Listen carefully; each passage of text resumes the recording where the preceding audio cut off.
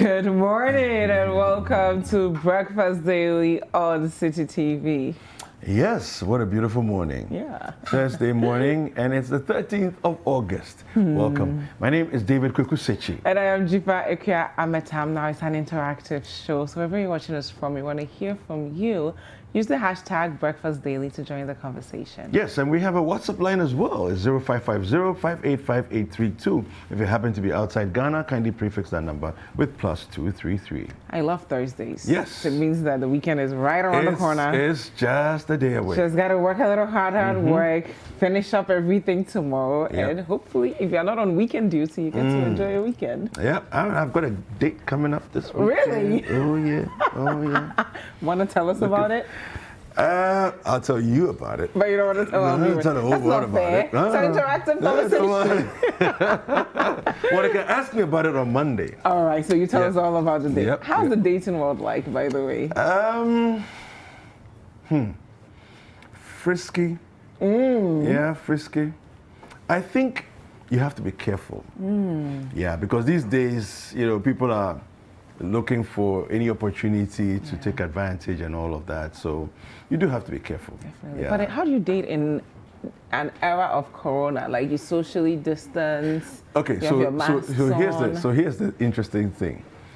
I'm very attentive to what they say about their own habits, right? If I hear things like, but there's no Corona these days. And I'm partying. I am not coming anywhere near and I'm you. trying to die. No, I'm not interested. I'm not interested. She's like, look at our code today. Let's take a look at the code for today.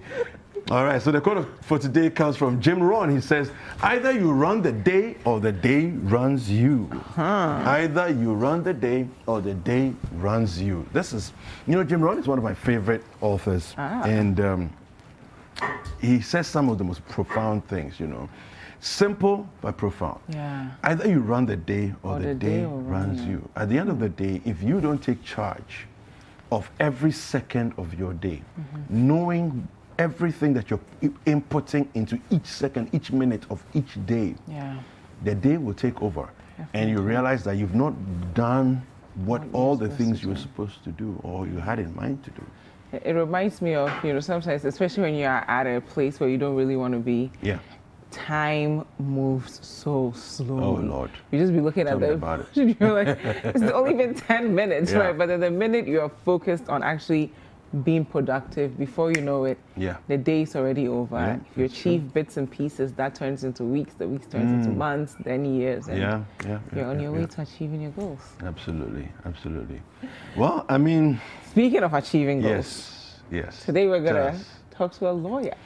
Who runs his own firm as well. I'm fascinated by this story. Why? Because I think that for someone who is relatively young, very young actually, to be running his own law firm, that's pretty impressive. And in Ghana too, it's tough. I know.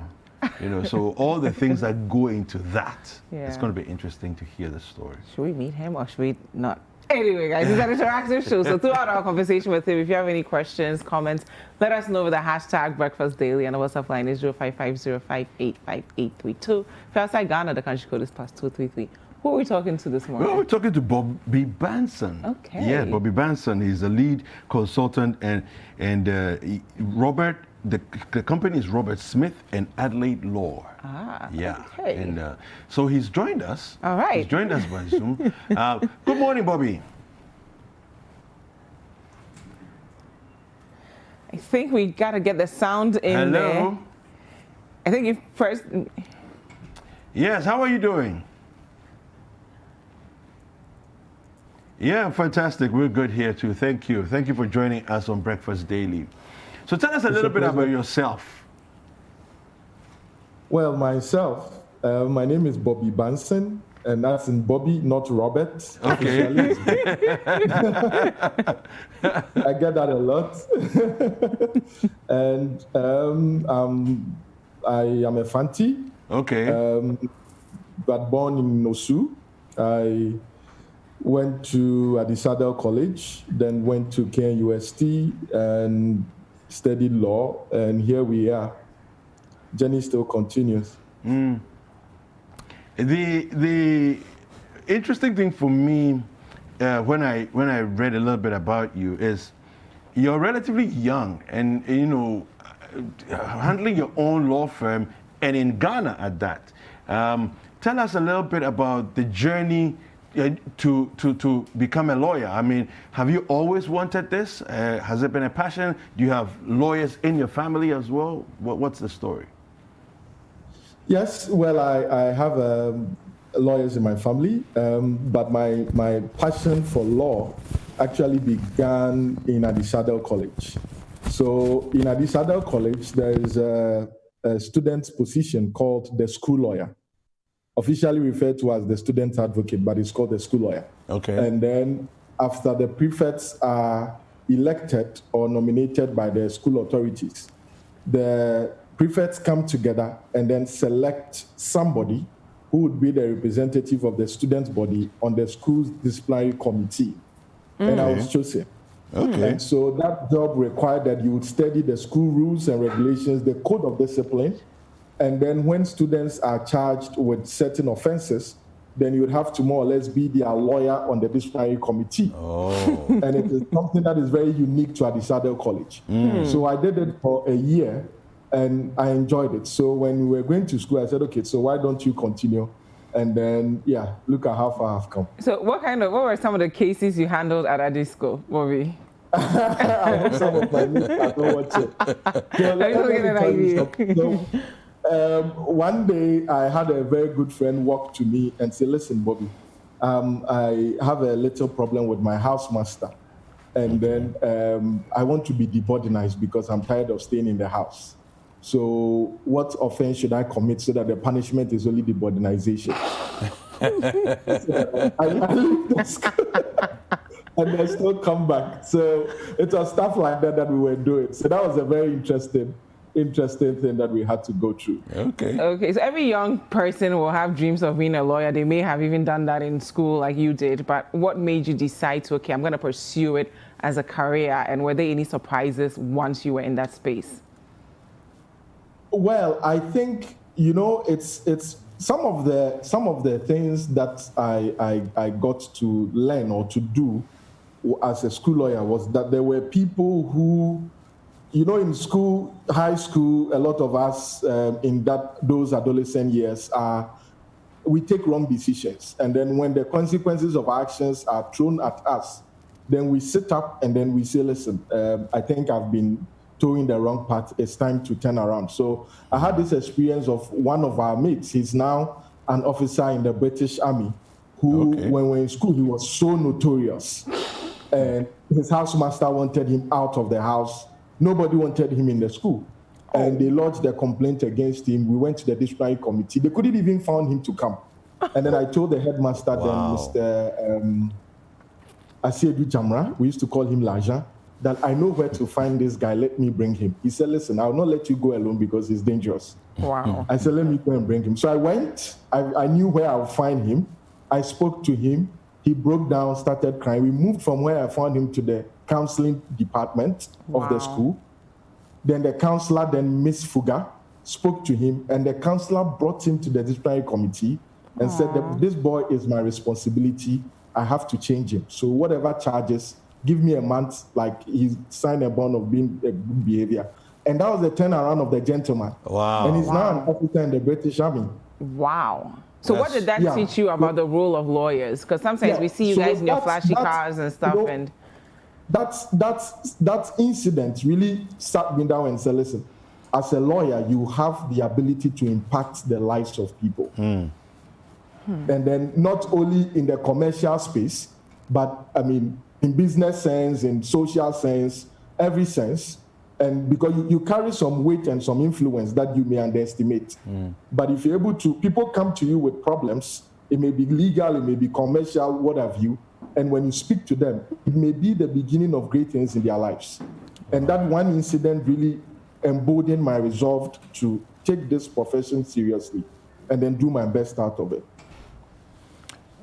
The legal fraternity has often had a bashing in terms of people saying that, they take advantage of loopholes within the constitution and the legal framework to get people who should be in jail, off the hook and so on and so forth. What can you tell us about the legal fraternity and the mindset behind defending people?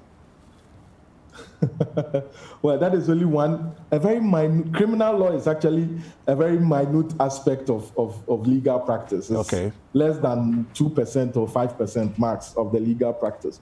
But you see, even God does not judge people without giving them an opportunity to be heard. Okay. Fair enough. For those of us who are Christians, you have the story of David. Okay. When he committed what he did, killed somebody, the prophet went to him and asked him questions. Okay. When Adam and Eve ate the apple, as we've made to believe, God asked them, where are you? What have you done? Yeah. So if God himself does not judge people without giving them an opportunity to be heard, how much more you and I, mere mortals? Okay.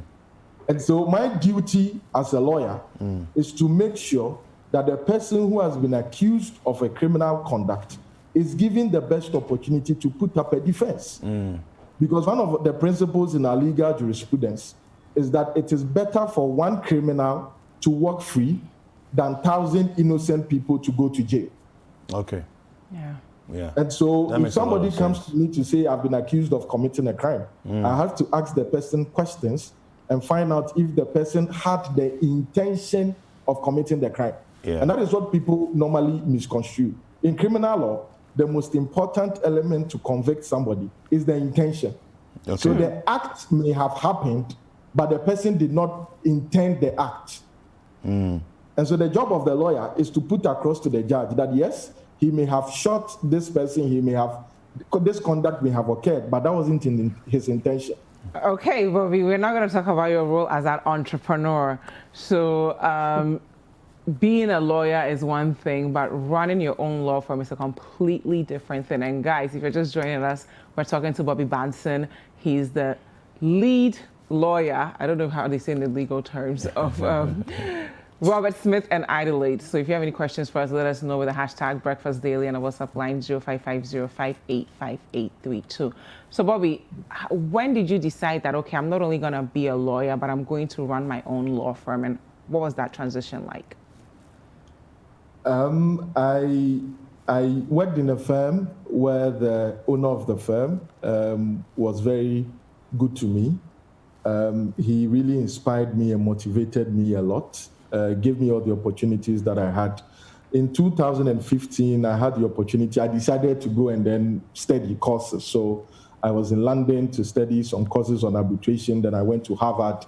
And then I met people, young ones, as we described them, who had a dream and were ready to sacrifice to build the dream.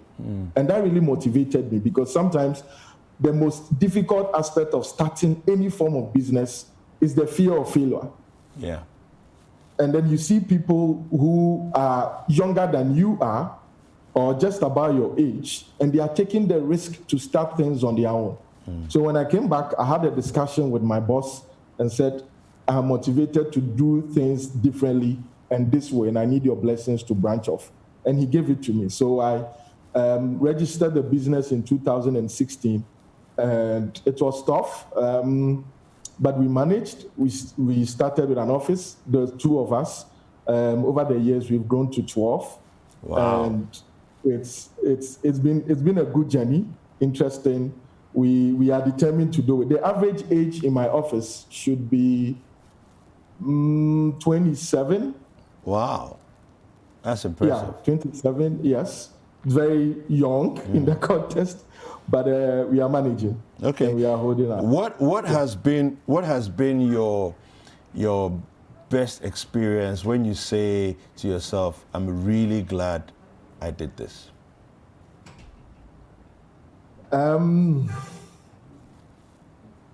There was a time when a friend of mine who runs a mechanic shop said he has a secretary whose ex-husband has taken her child from her, and the ex-husband was in the security services, one of them I'll not mention. And then all attempts to get the person, the access to the baby. It's been like 3 years. And the baby at that time was 2 years old. Was impossible.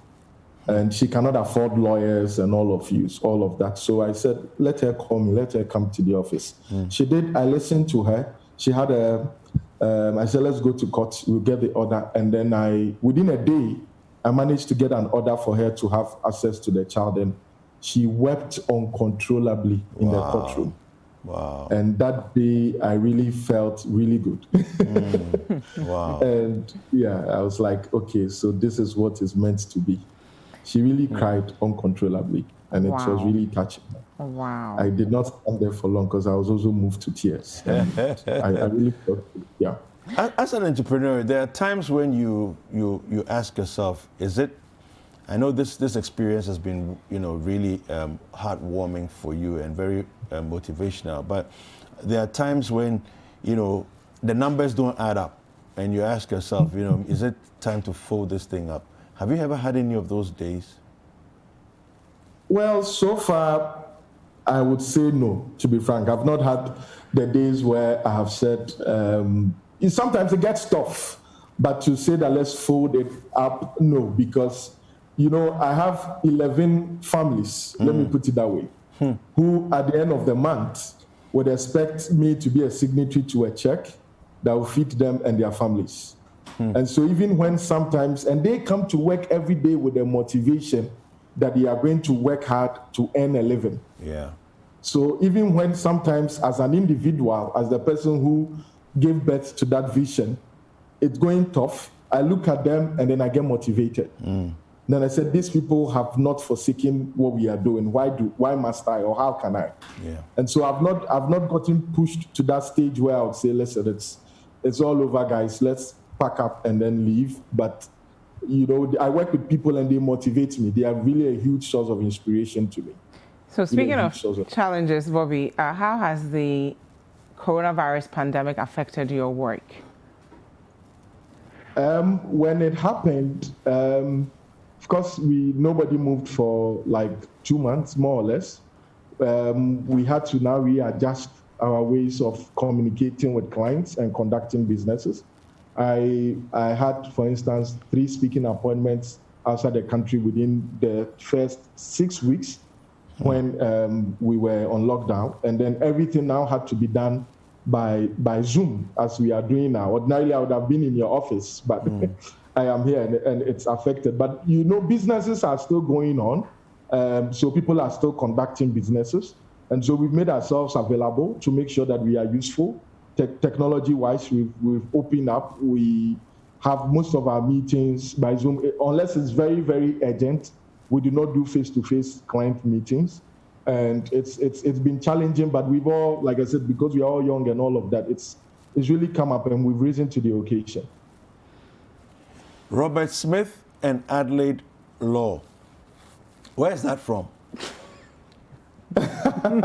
What's that about? Okay, so when I decided to branch out, I did not want to use a name that was attached to me. So I wanted to build a brand different from me. So people knew me as Bobby Banson, but then I wanted to build an entity that could survive beyond me. Okay. So that tomorrow I could pack bag and baggage and say, listen, I'm going to farm in my village. But the firm will exist. People will know that, okay, it is Robert Smith and Adelaide, different from me. And that is why I came up with a name that would not directly associate with me. Well, so the original intention was to have only Smith and Adelaide, but I was forced to add Robert because then the General Legal Counsel said, the General Legal Counsel said, they are not lawyers. We don't know where their names are. We will need something that is, associated with you. And I didn't want Bobby. I could convince them that Robert is the same as Bobby, so they accepted it. Now, we've seen some of your pictures. It looks like you're a big fan of sports. Oh, yes, I love football. I mean, I love Barcelona. When I have the opportunity, I travel to watch some of the matches. And I'm happy to have the opportunity to have been in the footballing circles and met some of the great football stars or people. And yeah, it's a passion that I have. Wow. And locally, I'm associated with the Legon Cities. It's football club, I'm sure, yeah. So football is my passion. Who are some of the people that who have had such great impact on your life and your journey? Because we see you, we are celebrating your successes, but, you know, who were some of your mentors? Well, my first mentor is my grandmother. Well, she's Smith. So yes, my grandmom. I lived with her all my life. She is a hard woman, but she always told me that, listen, do not think of where you are coming from. Focus on where you are going, and you would do what people think you cannot do. And she's always motivated me. Even when I get myself in trouble, she always finds a way of, you know, patching things up. If you have time, let me tell you one experience that shaped my life. So she always used to pay school fees in advance. Okay. And then there was one term she had traveled out of the country. She did not return on time. So, you know, those days when they used to sack school fees, it's normally the first 2 weeks when school reopens. And so they sacked school fees and they mentioned my name. And I felt very embarrassed because all my life, my name had never come up on that list. So here I was, I think I was 10 years or so. I went back home, then wrote a letter to the head teacher telling him he was ungrateful and he had embarrassed me, blah, blah, blah, blah. And I was told that he read the letter at an assembly. So, you know, those in the schools in the mornings, they will call the students and there'll be announcements, you go on parade and all of that. And I didn't know. So they waited and got to know my grandmother was back in town. So the next morning, the headmaster, the head teacher, my class teacher, and the school prefect were in my house. And here I was shaking because I knew they were coming to report me. So they came and said all the things I had written in the letter. And here my grandma was, she asked me to sit down. When they finished, she said, "Are you sure my 10-year-old grandson wrote all that?" I said, "Yes." Then she said, "Let me see the letter." So she took the letter and read it. Then guess what she did? She started clapping for the school, the teachers, those who came, and said, "Listen, if you can teach a 10-year-old to write such impeccable English, you should be proud of yourself and you should celebrate it." Because if you teach, and these were her words, I'll never forget that day. She said, if you teach a parrot how to speak, you are the first person the parrot speaks to. Fantastic. And she took that letter. Fantastic. And guess when she brought me that letter? When I was going to secondary school that dawn, she called me and pulled that letter out. And she said, "Do you remember this letter? If you go to secondary school and write and insult anybody, they will beat you and kill you. So when you get there, better behave." And it really shaped how I view things. Always decided to look at the second alternative or what could have happened, what the intention was. Can you see a positive light out of a bad situation? And since then, I've always smiled at every storm because I always try to look for the silver lining. Thank you so much. Fantastic. Thank you so much for being with us, Bobby. Where do we find your law firm? Well, it's in the Octagon building, next to Movenpick Novotel, on the same compound as the new AMA office. Thank you so much for being with us. Thank you. Fantastic stories there. Thank you very much for sharing. All right, so Bobby Banson, he's a fantastic gentleman. I mean, I just love the stories, anecdotes. Yeah, really good stuff. I think his grandmother was a lawyer in disguise. I mean, seriously. I don't know how she twisted that story. But thank you guys so much for joining us. This is Breakfast Daily on Citi TV. My name is Dziffa and I'm David Kwekusechi.